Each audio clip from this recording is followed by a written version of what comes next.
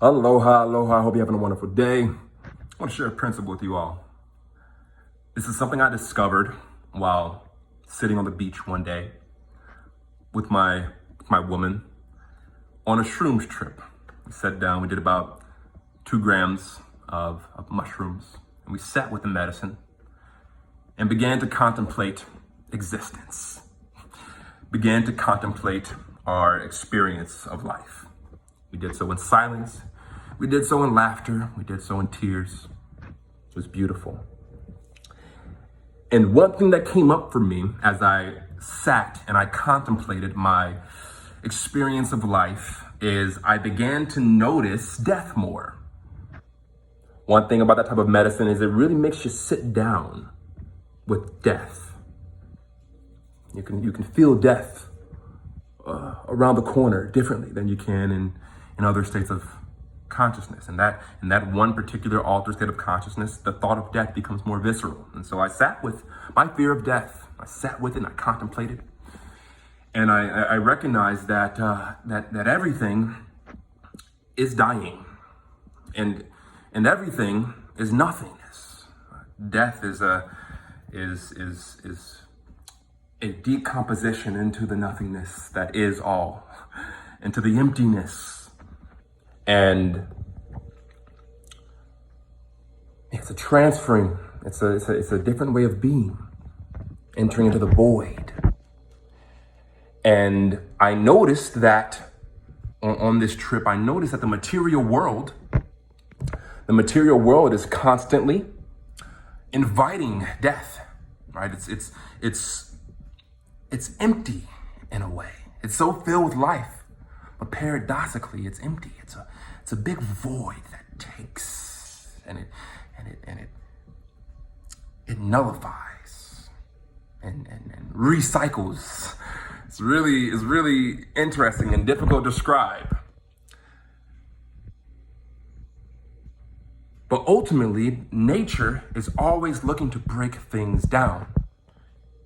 An avocado out there is going to grow on that tree.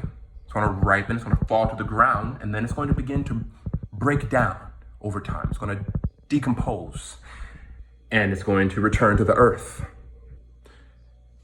All of our bodies break down. We get older, and they die. That is the nature of the material world. That's the nature of the material world.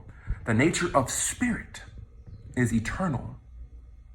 The nature of spirit is transcendental to the material world, meaning it's in it, but it's not of it.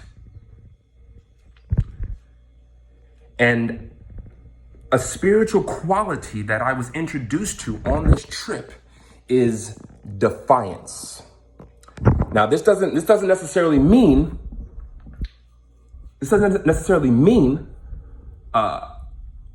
rebel and fight, but it means to not succumb to the nature of the material world, which is to break you down. When someone accomplishes a great feat like climbing the mountains, the Appalachian Mountains or the Himalayan mountains, right? They go climb these great mountains, Mount Everest, they get to the top. They just defied the material world. They defied how nature wants to break it down. Someone goes in there and they wrestle with a tiger or a bear and they walk out alive. They just defied the way nature wants to break you down. Someone goes and they go to the gym every single day and they build muscle, they eat good, and next thing you know, they have a nice physique, they swole. They just defied the way the material world wants to break you down. And I'm noticing that if I'm going to create anything good in my life, if you're going to create anything good, beautiful in your life that is of your own, that is of spirit, that comes from your soul, it's going to take defiance. Is going to take going against the grain, against the odd, because being in the material world is already being in an environment that is working against you. And it takes your consciousness, your intellect, your intuition, every fiber of your being to sync up with nature in a way that boosts you and propels you and allows you to do great things.